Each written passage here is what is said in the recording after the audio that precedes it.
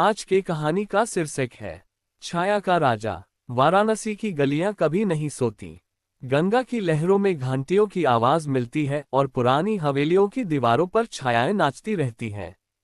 लेकिन अमर सिंह की छोटी दुकान दशाश्वमेध घाट के पास एक ऐसी जगह थी जहां छायाएं बोलती थीं। अमर 32 साल का था, पतला, गहरी आंखों वाला, हमेशा सफेद कुर्ता पहने। उसकी दुकान में पुरानी किताबें, तांत्रिक सामान और एक पुरानी आईना बिका करता था। लोग कहते थे, अमर भाई, वो आईना मत छूना। उसमें जो देखता है वो कभी वापस नहीं आता। एक शाम बारिश की बूंदें गंगा पर गिर रही थीं। एक युवती आई, नाम था मीरा। लंबे बाल, साड़ी में लिपटी आंखों में एक अनजाना दर्द। मुझे एक छाया चाहिए, उसने कहा। अमर ने मुस्कुराते हुए पूछा, किसकी? अपनी, जो खो गई है। अमर ने वो पुराना आईना निकाला। कांच में दरार थी लेकिन फ्रेम सोने का। ये छाया का राजा है। जो इसमें देखता है उसकी छाया अलग हो जाती है। लेकिन सावधान, छाया कभी वापस नहीं आती बिना कीमत चुकाए। मीरा ने आईने में देखा। उसकी छाया हिली, फिर अलग हो गई। अब दुकान में दो मीरा थी, एक असली, एक छाया। छाया मुस्कुराई और बोली, अब मैं आजाद हूं। अमर चौंका। उसने पहले भी कई बार ये किया था, लेकिन कभी छाया इतनी जल्दी बोल नहीं उठी थी। तुम कौन हो? उसने पूछा। छाया हंसी। मैं मीरा की वो हिस्सा हूं जो कभी नहीं मरा।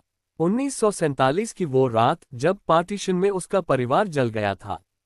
मैं तब से घूम रही हूं।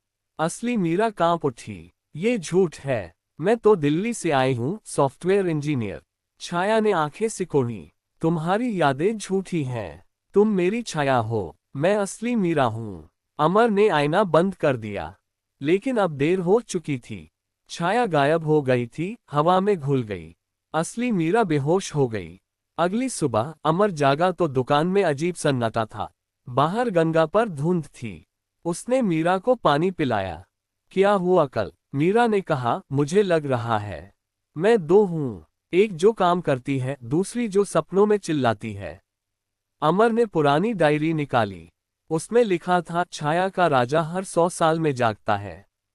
जब कोई अपनी छाया अलग करता है तो वो छाया दूसरों की छायाओं को खाती जाती है। आखिर में पूरी दुनिया छाया बन जाती है। उसी दिन वाराणसी में अजीब घटनाएं होने लगीं। लोग अपनी परछाइयों से डरने लगे। कोई कहता, मेरी छाया मुझे देख रही है। कोई कहता, मेरी छाया रात को घूमती है। एक बूढ़ा पंडित घाट पर आया।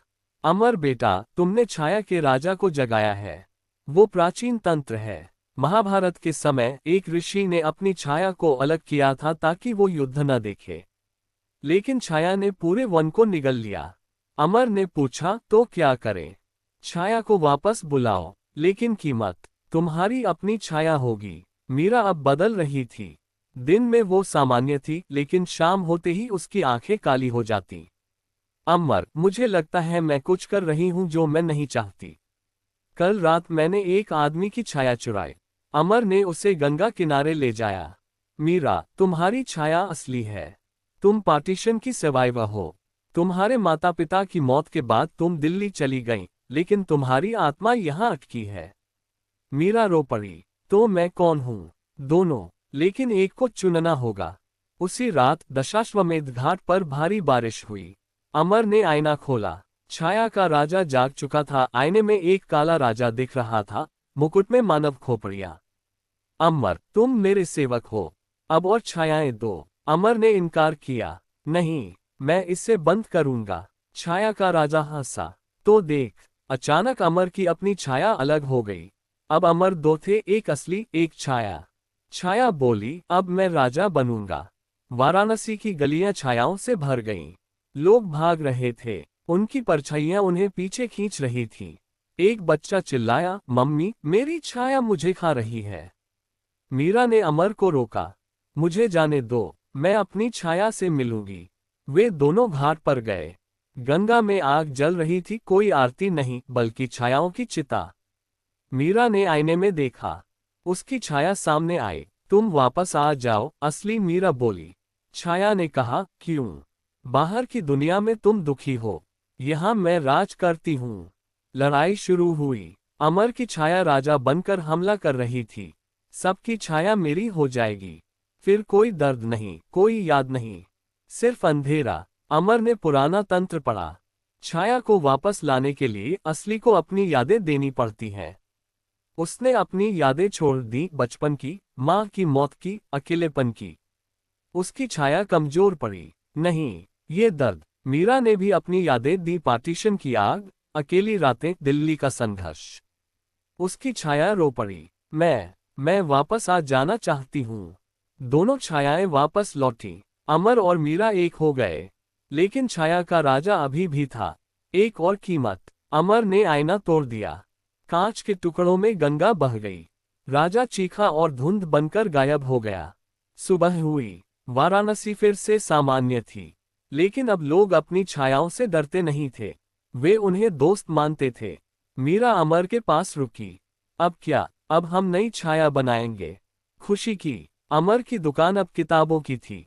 लेकिन एक कोना खाली था जहां पुराना आईना था। अब वहां एक छोटा सा दीपक जलता था। कहते हैं कभी कभी गंगा की लहरों में छायाएं नाचती हैं।